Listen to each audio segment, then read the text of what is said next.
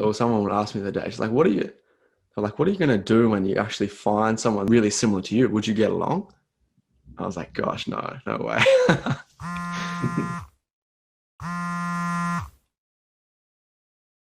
Our deepest fear is not that we are inadequate. Our deepest fear is that we are powerful beyond measure. It is our light, not our darkness, that most frightens us. So this is a quote from Coach Carter, which we'll be reviewing today in the Armchair Analyst. And essentially, the movie is full of great concepts, but the ones that we've picked out today are fear of your own potential and liberating from that fear. So Sam, can you give us a quick rundown about the movie? I can. So Coach Carter's basketball movie. It's a guy takes on a team, gets them all to sign these professional contracts saying you're going to take basketball in school seriously. And there's a bit of division amongst the team. Some people want to do it. Some people don't want to do it.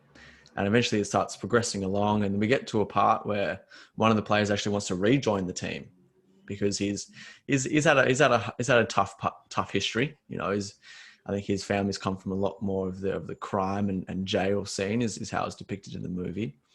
And he gets set this goal. If you want to come back on my team, this is what you got to do. And it's an almost impossible task. So he gets to the end of the week. He hasn't made it. He gets told, sorry, mate, you didn't, you tried a lot, but you didn't make it. You get out of my gym. And there's a really powerful bit when the rest of the team stands up for him. It's like, I'll do it for him. You know, they watched him do all this hard work. He didn't make it, but he gave it everything that he had. And that to me that's a little summary of the main part that we're going to talk about today. Mm. So what did you learn? Yeah, so I really like he comes into the gym wanting to, get back on the team, and the coach gives him this almost impossible task. And, he's kind of laughing as he's walking away, and it gets to the point where, as you said, he's come to the end of it and he's failed the task.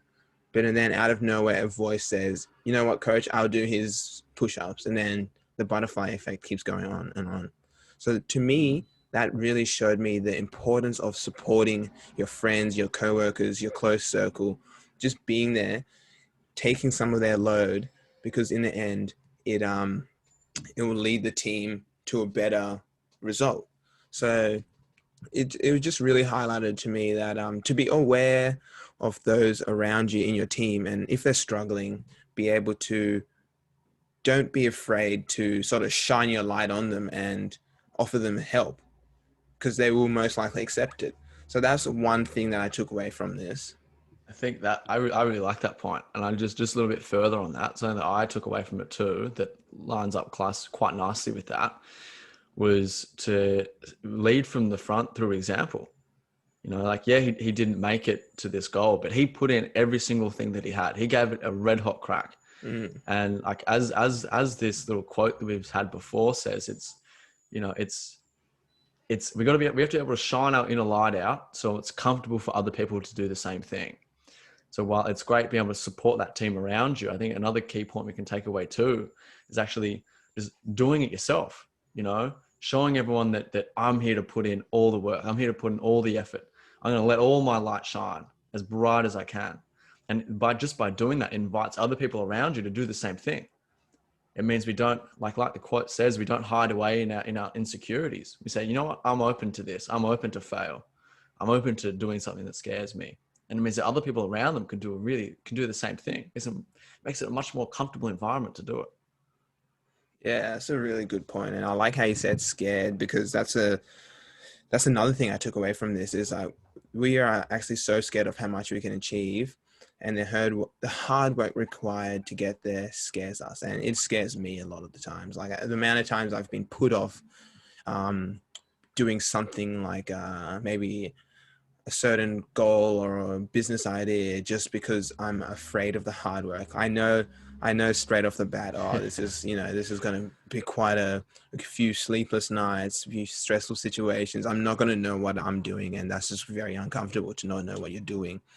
Yeah. And so I've always known that, but it's the thing that really got to me was it's not necessarily you're always just scared of hard work. I'm almost scared of what I can achieve through that hard work. Like if I do, like, let's say business, if I do this business successfully, it opens up this door for me. And then then I'm almost petrified of like, oh, people will start be looking at me, or like looking at me at how he did this, asking me how I do this. And that's just something that I just kind of picked out from that.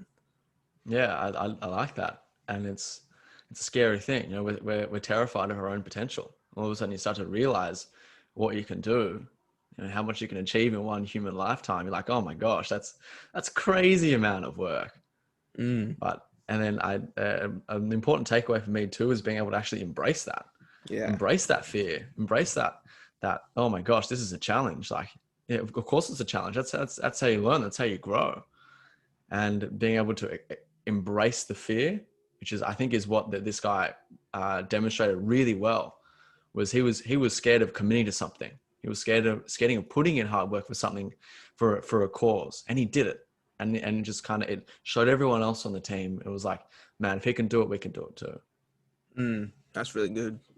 So look, how can we apply what we've learnt, Leroy? So definitely the first way is to acknowledge your fears. Like the fact that we hide from our fears and yeah, keep them in a place where we don't see them pretty much strengthen them, and they just Mm, come at you. So by putting them in a place where you can see them, whether this be writing it down or doing a video recording, however you get things on paper or you decompress. So put your fears out there. So instead of being invisible, they're visible. You give your yeah, fear a name. You give him a character. You give him a look. So that means now you know who he is and how you can get around that. So I that's a think I completely agree. I think even for some people, just thinking about it, I think yeah some people just raising the awareness of what terrifies you can be really powerful.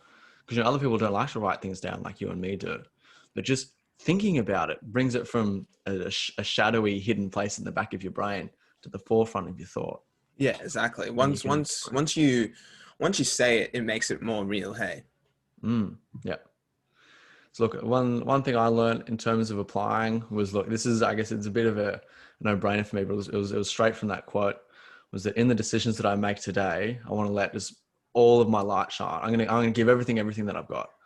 I want to show everyone that I'm here to put some hard work in. I'm here to try and do the best for the community, for the world, the population, for whatever.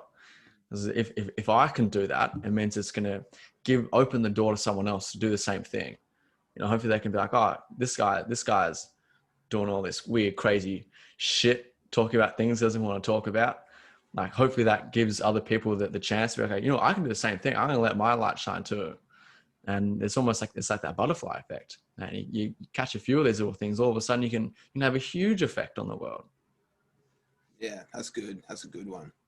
Another thing too was I really like the idea of the contract that Coach Carter brings in at the beginning, and the way of phrasing it and making it, you literally have to sign your name on the dotted line. Like, at any point in time, you can go back and be like, cool, I committed to something. I said I was going to do this. At some point, my frame of mind was there, and it was saying, yep, this is going to get done. So you have something that ties you into yourself. You made a promise to yourself. It's not just kind of a wishy-washy thing anymore. It's there on the wall. You can see it. And if ever you're feeling down, you'll be like, okay, cool. At some point, I was determined enough to say that this is something I'm going to do, and I'm going to do it. I really like that last bit too, because you oftentimes when things are going well, it's easier to be like making good decisions and not scrutinizing what you've done and where you've been. But when things are going down, that's when you start looking at like, oh, why am I doing this? What have I done that for? So the contract, having it there, something that you signed, can almost take you back to a place when you were either determined or whatever, happy, whatever the contract it is, when you were in a position to want to sign that. So it's Mm, kind of a nice way of like reminding yourself where you've been. mm. And I think the beautiful thing is, when we think of contract, we think of this, 40-page PDF document we yeah, get sent from work. Like, this can be like a one-line thing, with a date and a signature. That's it. It exactly. can be something in your brain. It can be something written down. It can be something plastered all over your wall. I don't really care.